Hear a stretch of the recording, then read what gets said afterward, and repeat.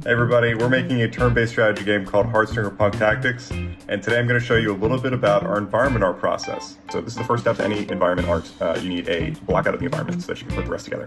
You see, this is a Blender scene right now, and you block out of this environment just with simple geometry, no materials, no UV wraps, but when it's all gray like this, it can be kind of hard to navigate. So there's a trick I like to use in Blender. It's in the top right corner here, under the viewport shading settings. You can change color from material to random, and it gives you some colors to differentiate between objects, even if they don't have different materials. So these all have the same material on them, but it's a lot easier to look around, right? You can say that blue pipe, you can say this green box. Like there's not a big sea of the same color. There's a few other options here as well that you can try out, but for our use case, when it's a blackout and we don't have materials, random is the best one to look around the scene.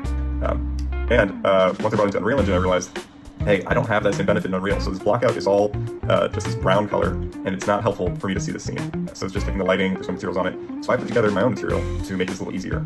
And I'll show you how to make it really quickly, even if you're new to Shadecraft. This is it. It's super simple. It's only a few nodes, and you basically want to get started with this one called object bounds.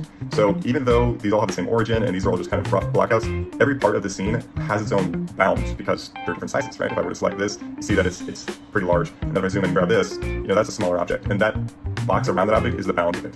So if we go back into the material, I got my object bounds, and this is a pretty big scene, so I'm going to divide it by a factor. In this case, I picked 5,000. So I take the object bounds, divide it by some factor, normalize the output, and then I dim it because it's pretty brightly colored by default, so I make it half as bright, and that's what this multiply node is doing. And then have a nice grid pattern on it. I pull in the world align texture node.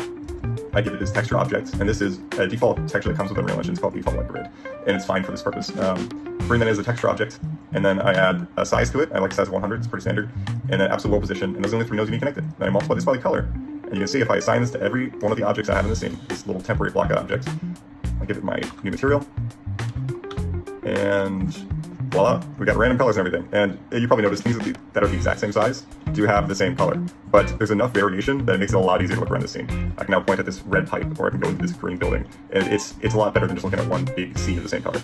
So I hope this helps you out with your blockouts when you get started in new environments in Unreal and Blender, and yeah, follow along for more development.